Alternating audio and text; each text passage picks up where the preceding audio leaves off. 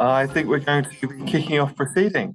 So, first of all, welcome on behalf of Council on the Ageing Victoria and Seniors' Right to Victoria to the launch of our Energy Futures, our new report focusing on the experience of the energy transition for older Victorians. My name is Ben Rogers. I am the CEO of COTA Victoria and Seniors' Right to Victoria. We're really pleased to be able to share with you today the results of some work that we undertook earlier this year under the AusNet Vulnerability Research Grant for 2023. I'd like to publicly thank AusNet for their generous support and partnership, and I'm delighted to say we're going to be joined today by a key representative of the organisation, and we'll hear from them a little bit later. But before we begin, I would like to acknowledge the traditional owners and custodians on the land on which we work, and pay our respects to elders past, present and emerging, and any Aboriginal people who are joining us here today. Sovereignty has never been ceded. It always was, and it always will be Aboriginal land. So, just a bit of housekeeping. Please feel free to use the webinar chat or the Q&A function when we get through to that stage a little bit later. But I'd like to just launch onto our next slide on the purpose of today's webinar. So our purpose today is first and foremost to officially launch the report of the research project, and we will be making sure that you have access to the relevant document on our website after the session. We'd like to talk a little bit about the context of this work and why we felt it was needed, and then we'll give you a quick rundown of the findings. We'll also be highlighting to you some recommendations and key asks that we think, flowing on from these findings, that we think will deliver real value for older Victorians and the broader energy transition in the state. At the end of the session, as just flagged, we'll have some time for Q&A, and we'd love to hear from you any questions or insights or any even initiatives that you have in your own areas in this space. So, first of all, we'd like to just sort of give you a bit of background in regards to the Vulnerability Research Grant. So this is an annual grant of $35,000, which is provided by AusNet for social service organisations and public institutions to help fund targeted research projects. In 2023, COTA Victoria and Seniors' Right to Victoria were very lucky to be the recipient of this grant for 23-24. And as you'll hear later, I believe applications for the next round of the Vulnerability Research Grant will be opening very soon. Now, in terms of the context for this research, before we really dive into it, at COTA Victoria, we've become increasingly involved with energy and utilities issues affecting older people. The dominant aspect of this in recent times has been affordability, and we've joined a range of NGO partners in advocating for measures to address cost relief and improve fairness. I believe a number of you have joined us here today, so welcome. However, the cost of living debate has tended to be a bit divorced from energy transition issues, despite the critical link between the two. Now, it's important to note that COTA Victoria has been engaged in the past with older people keen to champion cleaner energy through initiatives such as Green Sages. So we're very conscious of the role of older people in terms of leading these issues and being the vanguard around the energy transition. However, clearly we've been seeing a significant ramp up at present from both government and industry around the energy transition. In this context, there starts to be a realisation that the success of the transition is heavily dependent on responding to, and where necessary, shifting the attitudes and behaviours of key population groups. Older people are a critical cohort of these. All of this has led us to the view that there was a need for a piece of work to provide a balanced and grounded picture of factors driving older people's engagement with the energy transition. Now, the objectives for the research were threefold. Explore the views of older consumers on their experience and awareness of the energy transition processes, opportunities and concerns. Develop a greater understanding of how older Victorians' engagement with the transition is affected by factors commonly associated with ageing. And finally, to identify potential actions to address identified risks and impacts on older consumers in the energy transition.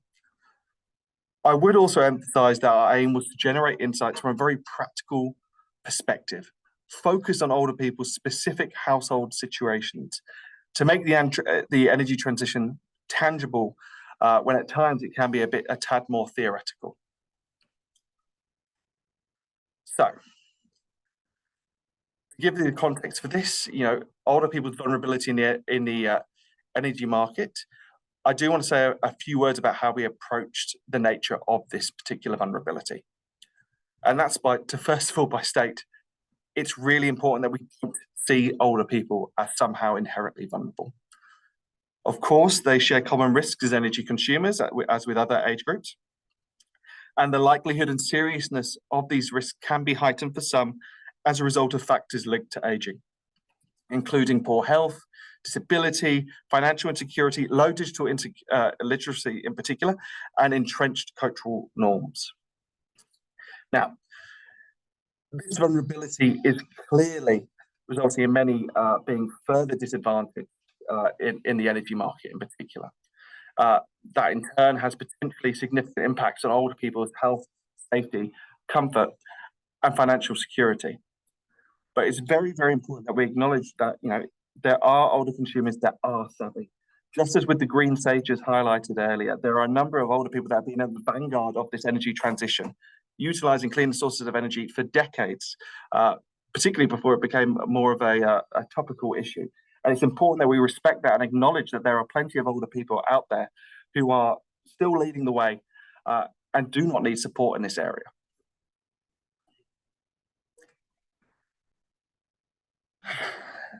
Also, it's well worth us, before we dive in, acknowledging what we know from existing data about this cohort. So, while our project didn't include a full literature review, we did draw together a few existing data resources to help frame the research. These sources include some large-scale COTA population surveys and AusNet's own consumer sentiment tracker. And it's definitely worth noting a few key highlights. First, older people are really concerned about the energy efficiency of their homes. It's clearly a motivating factor for many. Second, older people by and large have good awareness of climate change and the need for action. However, this doesn't necessarily translate into directly what they might do with their own homes. Third, older people's priorities for improvement in the energy system broadly are primarily about costs and security. Reducing our carbon footprint is certainly a part of people's concerns, but at a much lower level of priority for much of the population. And finally, in terms of action and intentions, older customers are significantly less proactive on electrification compared to younger groups. More than half of those still using gas still expect to be doing so in 10 years, suggesting a lack of urgency. Now, that I've given you that sort of broad introduction, to give you more information about our report and take you through the findings, I'd like to pass you over to Martin Turnbull, our Senior Policy Advisor. Over to you, Martin. Thanks very much, Ben, and good afternoon, everyone. It's great to have people here with us today from quite a range of different perspectives. And it's my pleasure to give you a quick walk through what we did in the research and, importantly, what we found. So just a quick note first about the methodology. Essentially, there were two components to the project, both designed very much to hear directly and listen very carefully to older people and develop through that a bit of a deeper and more rounded understanding of how they're approaching these issues. So the first part of the work consisted of 4 focus group discussions, and I very much would like to acknowledge the work from the Wallace Consulting Group, who assisted us in running those groups in a very professional way. Some of the groups consisted of homeowners, some with renters, and there was a good mix between metropolitan and regional areas. The second part of the research then was an online community survey, which we used really to just do a bit of further testing of some of the themes coming out of the focus groups. And that enabled us to generate a little bit of quantitative data, which we'll get to in a moment. And importantly, in both elements of the research, we were also probing people for their practical ideas about what might help and what might be effective solutions. So between the two elements of the research, we were able to hear from almost 100 individuals, and we're certainly not purporting that that was in any way a representative sample, but as you'll see set out in the full report, we're pretty confident that it did cover quite a good range of older people across our state. What we then did was really combine the findings from the two components and do a bit of thematic analysis to come up with a consolidated set of insights. And as with most research of this type, really developing those insights, identifying the distinct narratives was really what gave it richness and value. We wrote that up, as you'll see when you have a look at the report, under 4 main thematic areas, and I'll use those 4 areas now just to give you a quick walk through what we actually found.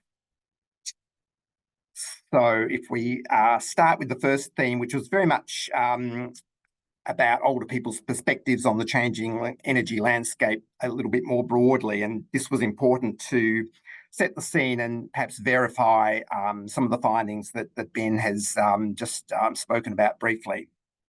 So generally speaking, participants had pretty positive views about the need for the energy transition. They talked, for example, as no doubt you've heard people talk about doing the right thing for the next generation and their grandchildren. However, we pretty quickly did also observe that there wasn't always a direct translation between those beliefs and a belief in older people's self-efficacy about what they could do personally within their own households. Around about 3/4 of survey respondents told us that climate change and the environment was either somewhat or very likely to affect their decisions on household energy use. So that, on the face of it, is a really positive starting point.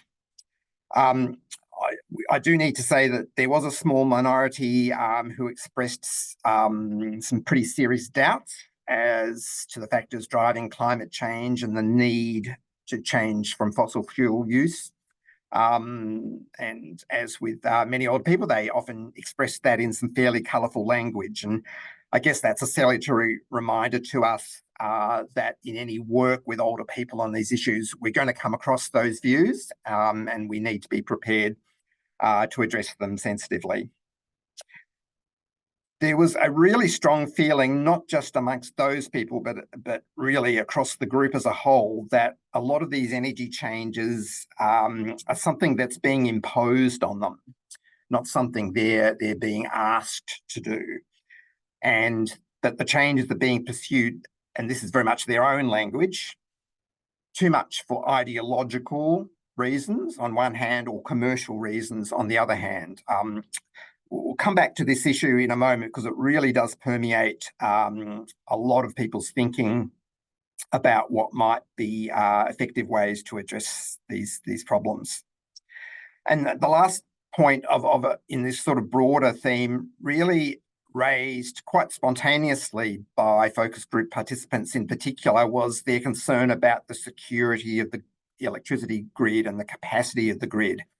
And they had very much fresh in their minds a series of recent outages, and what they saw, and I think continue to see, as a lack of a clear plan for replacing gas. So that's an important bit of context for their attitudes. So if we move into the next theme, which was very much about what are the positive drivers for change? What are the things that actually have been influencing older people to date? And there was a pretty broad spectrum of action consistent with the energy transition when we talked to people about what they had been doing or thinking about doing. A number of people we spoke to having gone all the way with electrification, but the vast majority still retaining at least some gas appliances.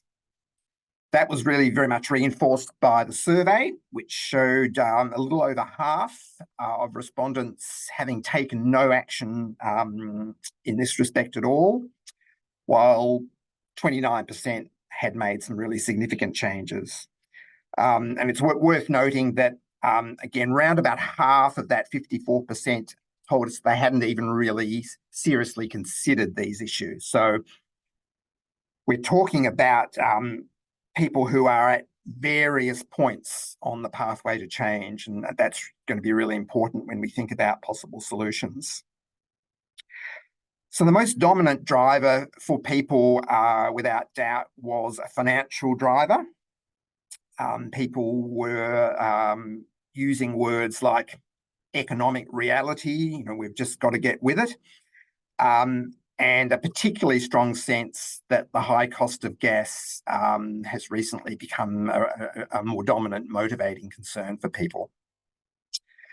When we dug down a little bit deeper, though, with the focus groups, I think we really found that there needed to be at least one other key trigger for people for action, even as strong as the financial concerns might be. For some people, that was a health concern, concern about environmental responsibility, or perhaps some very practical household change. But at least one other trigger seemed to be needed. And overall, there was a really strong, what you'd, I think, call an opportunistic approach. People saying that, yes, they were open to changes, but perhaps only once some of their key appliances broke, or perhaps the kids left home, or there was some other change in their household needs. So I just wanted to show you this chart, which no need to take in the details here, but just to give you an idea of some of the quantitative analysis that you'll see in the report. So this particular chart really represents the views of survey respondents with regard to the likelihood of different factors influencing their positive uptake of energy transition change. And as you can see from this, the top three factors clearly reducing costs, environmental concern, and embrace of new technologies. And at the very bottom there, I think it's definitely important to note that the availability of financial incentives, such as rebates or subsidies, very high in people's minds as a motivating factor. And a bit of a mixed response to many of the other factors there. So the third key theme then really is the flip side of that, which is all about what are the barriers, what's preventing people from making some of the changes that we'd like them to make and they themselves would like to make. And the reasons for this covered a pretty wide range of both attitudinal and practical factors. Some of those very practical things like attachment to existing appliances, especially gas heating and gas cooktops. And when we talk to people at some length through these issues, what emerged was, I think, a spectrum of attitudes ranging at one end from what you might read as hesitancy, perhaps a sense of being a bit overwhelmed by these issues, through to more active skepticism about the benefits. And then at the other end of the spectrum, really some active resistance to perceived pressure to change. As I noted a moment ago, really strong concern about the reliability and security of the electricity supply, and some skepticism about the capacity of renewables, such as rooftop solar, to protect them against shortages, certainly acting as a barrier for many. Now, as much as financial issues were a positive driver, of course, the costs of change came through as a very major barrier for people as well, with lots of older people doubting that they would ever in their own lifetimes see a recoup of their outlays, and quite a bit of concern about some of the hidden costs, for example, in shutting the gas off. So altogether, with the survey respondents, about 2/3 said that cost was likely to be a significant barrier. So very important factor. And finally, quite a different picture, as you might imagine, for people renting and people living in situations such as retirement villages. 95% of the survey respondents living in those sort of situations saying that they had no way to make the changes, despite the fact that quite a lot of those people did actually hold quite a positive view and would have liked and still would like to make some relevant changes. So again, you'll find in the report a little bit of quantitative analysis of these barriers.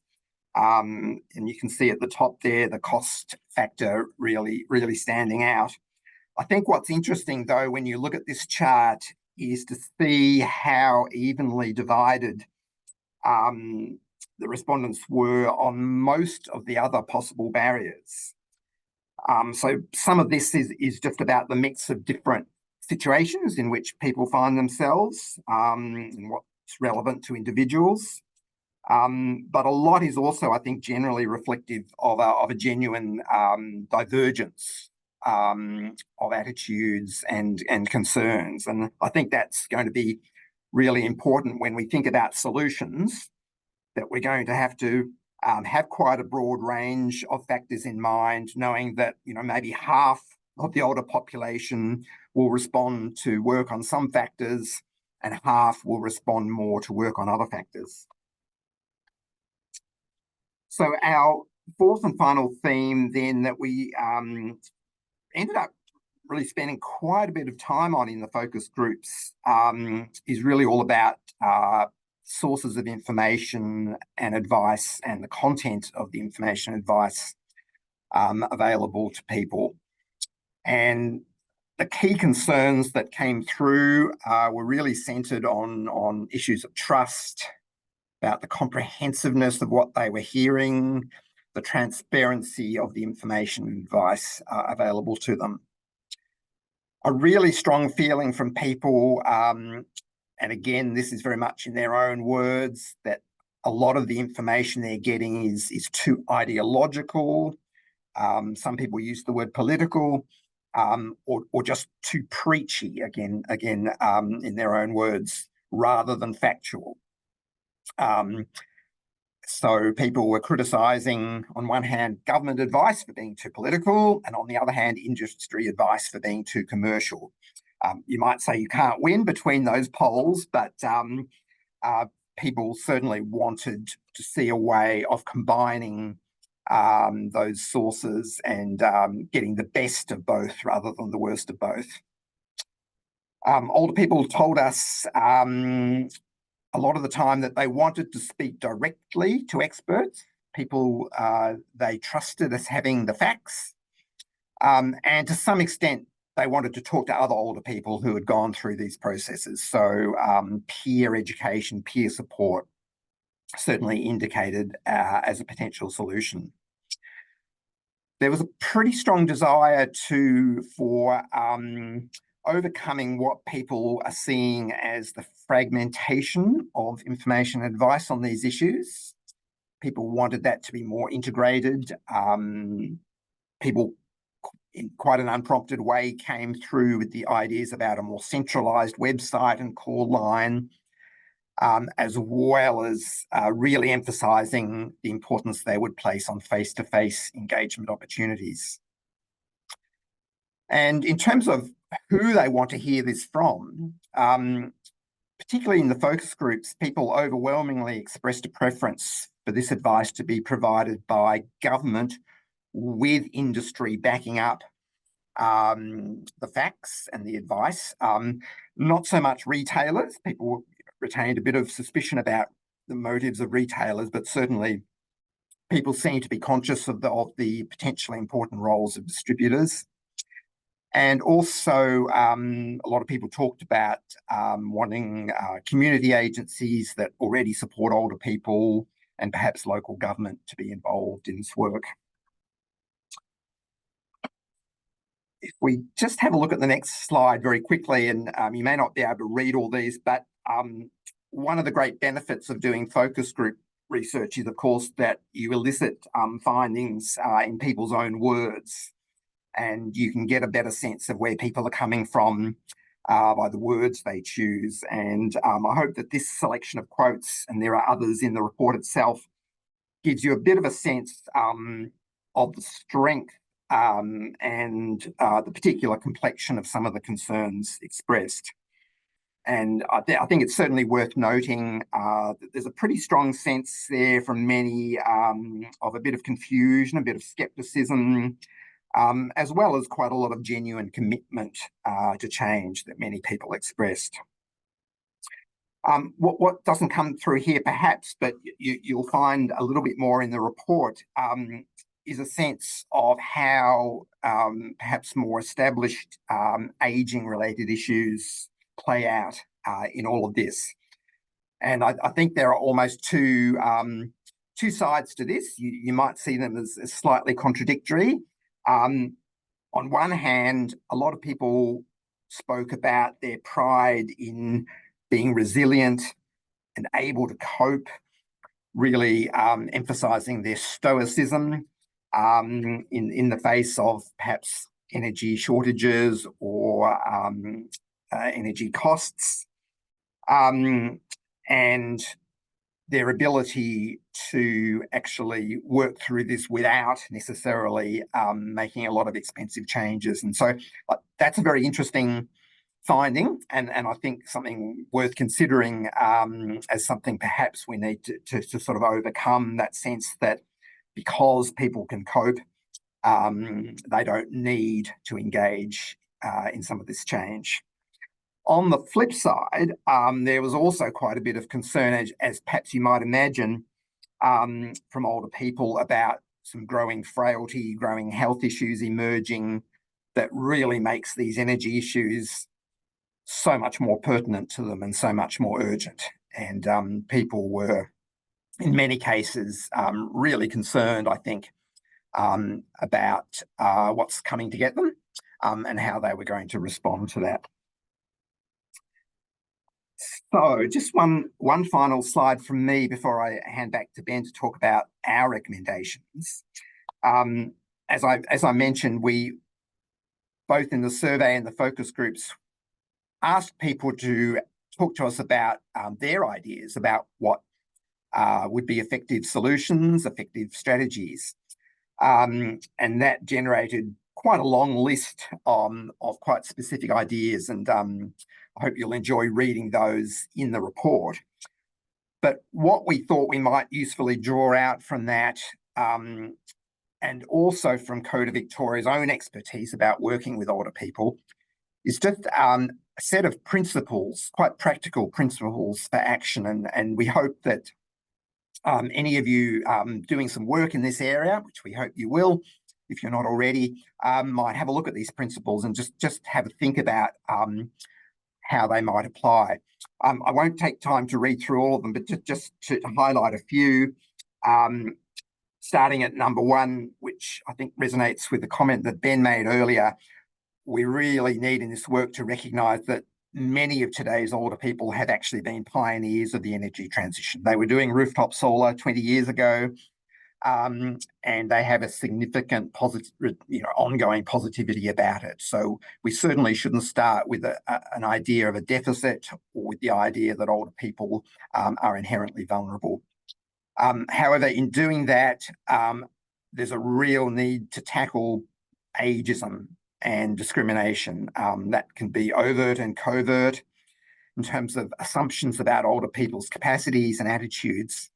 And we did find a fair bit also of what you might call internalized ageism. So older people themselves doubting their capacity and efficacy. So some real barriers to overcome there. And then in that third principle, you can see there, really using behavioral economics terms, we need to use those nudge approaches rather than push approaches, really respond to that concern that older people clearly have to maintain control and choice in this area, as in many others. So I won't read through the others, but they all do resonate with some of the findings that I've alluded to, and I hope that you'll take the time to have a closer look at them in the report, which we'll talk about access to that, I think, Ben, shortly. But back to you for now. Thanks, Martin. So here we are on to our recommendations. So we were keen to include in the report a deliberately small number of priority actions. These are explained in more detail in the report, along with some broad designation of responsibility or who we see involved in the delivery of these recommendations. What's clear is the importance of improved ways to provide personalised education and advice. We're certainly aware that some great small local initiatives starting to occur, as well as more integrated central information, as well as a more integrated central information hub that overcomes the fragmentation and trust associated with current sources. We've included some urgent work on the range of financial support tools, given the obvious critical role they play for many older people. These ideally would be better integrated with existing concessions, so that relief of cost pressures and the ability to shift to more energy efficient arrangements are not seen as two separate concerns. We really see it as part of the same coin, especially with as well as the environmental benefits, but the economic benefits that the transition can particularly have for cohorts that may be experiencing more economic insecurity.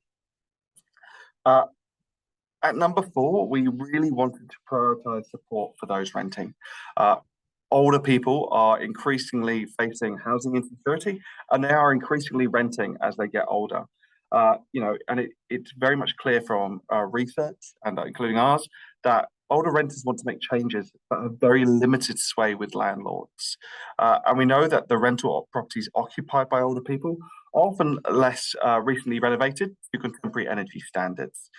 If we're going to be seeing more and more older people renting, and private rental is a way of that people are aging well in our community, then it is absolutely vital that we make sure that they have the support to have energy efficient homes, benefit from that as well as the wider society. Finally, we need ongoing and more extensive collection and sharing of data on all these matters. We have the beginning of some good data systems like AusNet's consumer tracker, but we lack a way to bring all these together and to cross-reference them with data on factors linked to aging.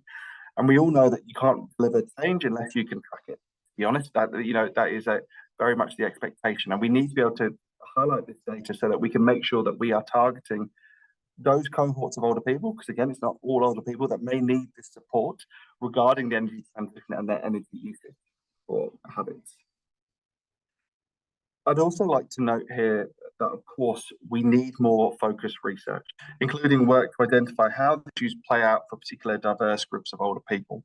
And that is definitely incumbent on government, the sector, and of course, industry to really drive these changes. And, we think there's real value in focusing on the experiences and the impact on older Victorians in regards to the energy transition. In all of these actions, there needs to be a strong emphasis on better informing and engaging older people, ensuring that their voices are heard, underpin all actions. It's very much the case that we think older people are the best leaders for their own future, and I think there's a lot of value in engaging. We know we've certainly benefited from it in terms of engaging with the focus groups and the surveys, but also in particular with other recent projects we've had, including on municipal public health and wellbeing plans. Engaging with older people will give you the right answers to creating changes for older people. So, with that in mind, our recommendations will of course be included in the report. But I'd like to now hand over to Lucy Holder, who is the Customer Engagement Manager at AusNet and who has worked with us closely throughout this project. Over to you, Lucy. Thanks, Ben, and thanks, Martin. It's been a real pleasure to support Council of the Ageing study through AusNet's annual Vulnerability Research Grant.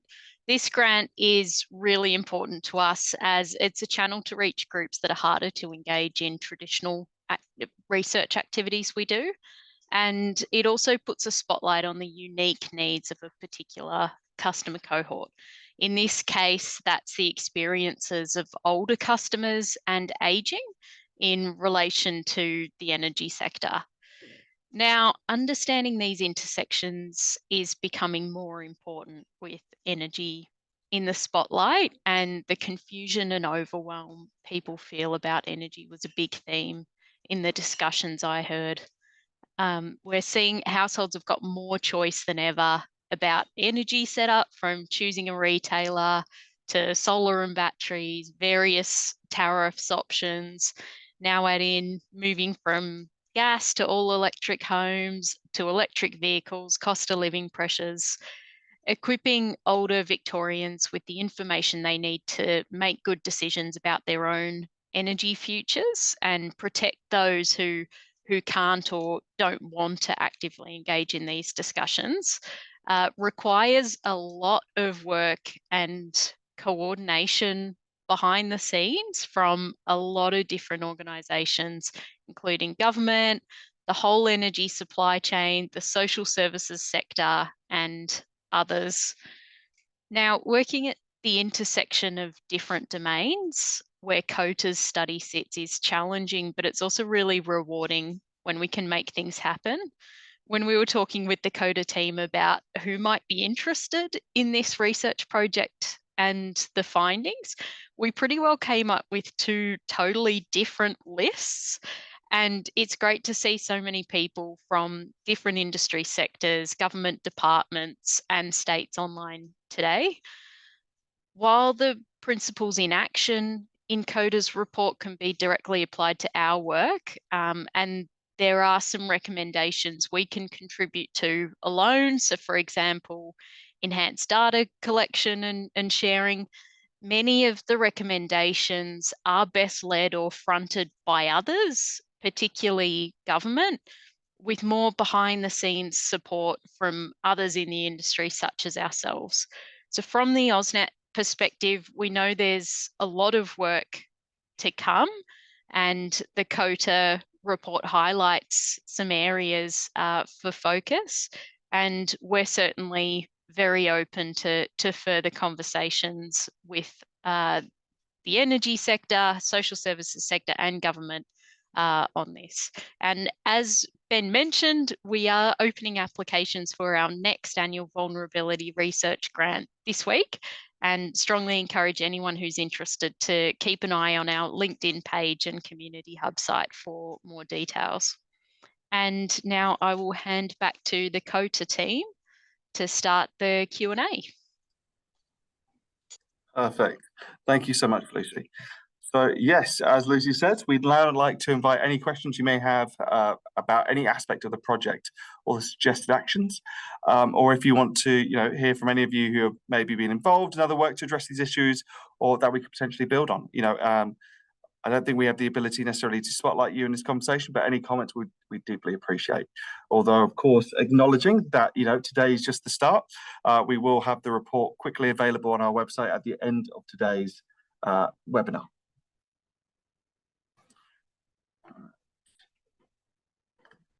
And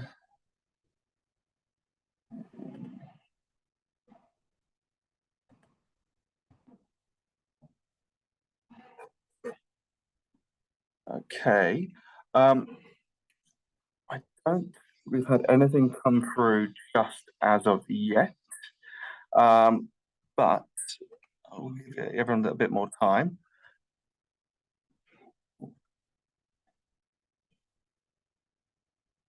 I believe we've had someone raise their hand. Steve, Leah. Hi, this is Leah. I am from MIT University in the School of Media and Communication.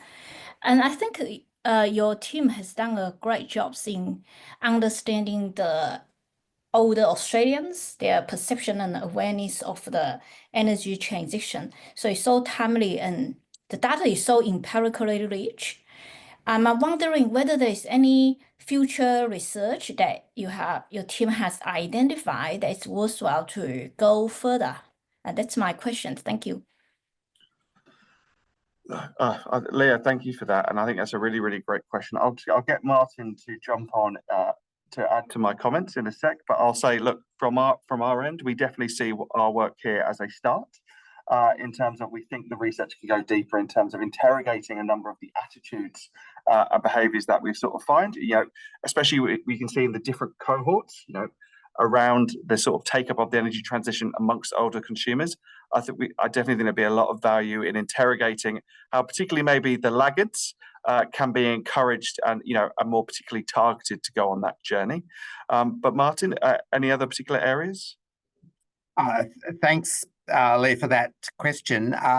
Look, I think one of the directions that perhaps is fairly obvious to go down next is to do some pilot studies or studies of pilot programs that are actually getting out there in local communities and working with older people on these issues in a very practical way. We've had a couple of conversations with some people in regional Victoria doing some, you know, pretty small but important pieces of work, and I think building up that evidence base about what actually works well, and what factors such as the ones we've identified provisionally from this research actually need to be built into ongoing programs. I think that's a really key bit of the next steps, as well as that more sophisticated market segmentation, I guess you'd call it, in terms of what's obviously a very diverse older population we have here in Victoria. Yeah, I think that's a great answer, and I can see that we've had a couple of questions in the Q&A. So Martin, I'll keep your camera on. So from Nadia, what surprised you the most? Something you weren't expecting from this report? Look, I'd say from my end, it would definitely be how strong the resistance was to receiving information from certain sorts. You know, the forums were incredibly interesting to hear from people in their own words, their experiences, but it was remarkable at times how resistant people were to information coming from certain sources. And I did not think it would be that. I did not think it would be they would be that strong in that position. So I would argue that was the most surprising for me. Martin? Yeah, look, quite a few smaller issues as well. I think the strength of a lot of the renters, the older renters, in terms of their sense of frustration that they would really like to be able to get with the energy transition, but just sort of can't find a way to either persuade their landlords or do something themselves. I think that was perhaps quite a bit stronger than I would have imagined. What else? Yeah, look, I think the strength of the desire of older people to engage with what they themselves talk about as the facts, to cut through all the other aspects of information advice, however well-intentioned, and really engage with the facts. I just can still hear some of those people in the focus groups sort of talking about it in those terms, and I think that's really salutary for us to listen to. Yeah, I think that's definitely the case. So another question from Nadia is, over what time period do you see the recommendations being implemented?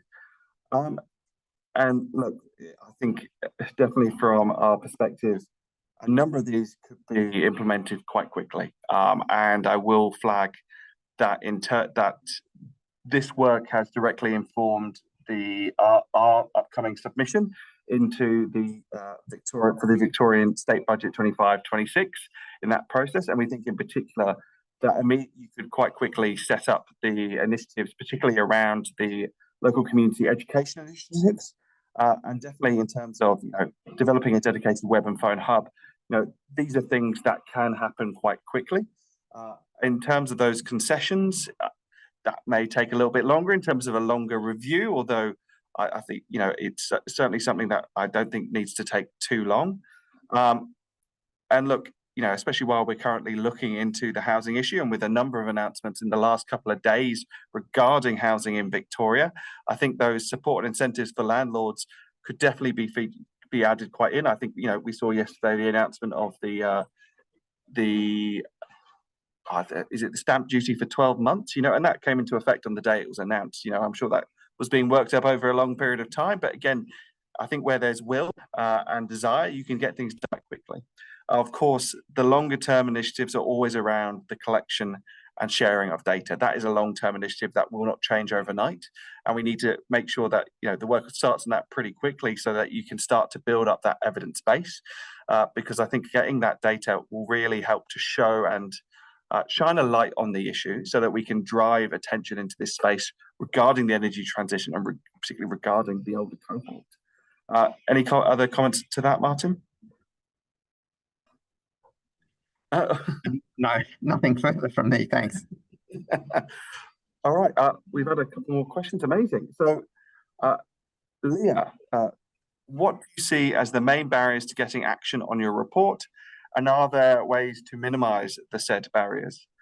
Martin?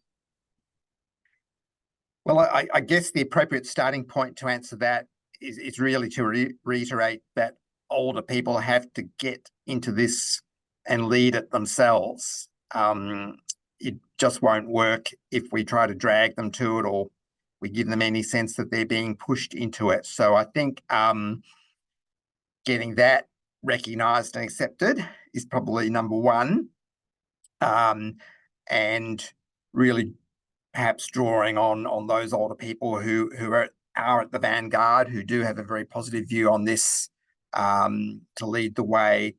Can be a way to sort of unlock action. You know, there's probably a sort of a tipping point mechanism that's going to happen here as people observe what their neighbours, friends, family are doing, and join the movement, so to speak. And in fact, quite a number of people in the focus groups did talk about the importance of seeing those examples and that getting them over the line and changing their commitment. I think that's a great point. So our next question is from Sky, from the Consumer, Community and First Peoples Energy Division at Department of Energy. Welcome, Sky. So in relation to recommendation 2 on education initiatives, are you aware of how older Victorians like to engage with information about the transition from government? Are you aware of particular mediums and forms of participation that are preferred? Many thanks and look forward to reading the report. In terms of sort of initial points there, Sky, you know, look, I think one of the things that really came through is one, people want to sort of be able to talk to people, and that includes particularly phone lines in terms of that engagement, but also really, you know, communication with real people means a lot in terms of that. They want dedicated sources which are neutral, but you know, that personal touch, and we know particularly from other forms of energy supports, you know, really being able to engage with people is vital, you know, for certain aspects of older people. And, you know, I think it's one of our most repeated refrains from government is, where's the phone line? And, you know, it can't just be all about the phone line. Of course, there's also got to be digital methods for those that are digitally engaged, but you also cannot overstate the value of person-to-person contact, and particularly outreach for those that we really want to target getting these supports. You know, we see it in regards to some of our other service delivery aspects, such as Care Finder, you know, particularly we did see it with the sort of energy savers. You know, you need to go out and really find the people that will benefit most from these supports. Otherwise, you risk some of the more engaged benefiting, when really we want to make sure that it's, you know, the people that will deliver the most impact can get the most support, essentially. Martin? Look, I think you've covered that very comprehensively, Ben. You know, there's quite a body of research and experience now about how best to provide information and advice to older people. So, we're not starting from a blank page in any sense. It perhaps does raise the question, which perhaps we didn't highlight today so much, about the role of digital inclusion in driving this energy transition, and that is clearly an important factor. It interestingly didn't come through as a sort of a major standalone driver for people, but once we got into conversation with people about how they were going about looking into the changes they might make, it started emerging. So lots of stories about, we started down the track talking to some contractors about this, but they just made it too complicated for us, or that they would only communicate with us via some website that we couldn't use well. So we really need to be conscious. Everyone right through this issue needs to be conscious of those issues. I think that's definitely the case. And look, I know we're talking about energy transition today, but digital inclusion is a broader issue that definitely needs a lot of focus when we're talking about older people and access to services. So I don't believe we have any more questions at the minute. I am conscious of the time. And so what I would like to say is thank you all for attending today. I'd also like to place our thanks to Lucy for joining us today, but also more broadly, once again, state our appreciation for AusNet for supporting this research. We really do think it adds something a bit different to the environment, and we think and we deeply appreciate their support in this, and we can highly recommend working with Lucy and the team on this report in terms of generating research that we think delivers a lot of value. Once again, thank you for joining us. As soon as we click off this webinar, you will be redirected to the report. Please have a read, and then please do engage with us. We really see this as the start of the conversation regarding a specific focus on older people and the energy transition. We are open to receiving all feedback and continuing the conversation. So please don't be a stranger. We'd love to chat with you. But once again, thank you so much, and thank you to the COTA Victoria and SRV team, Martin and Steve, for their support today. Please enjoy the rest of your days. We'll give you 5 minutes back of your time. Thank you.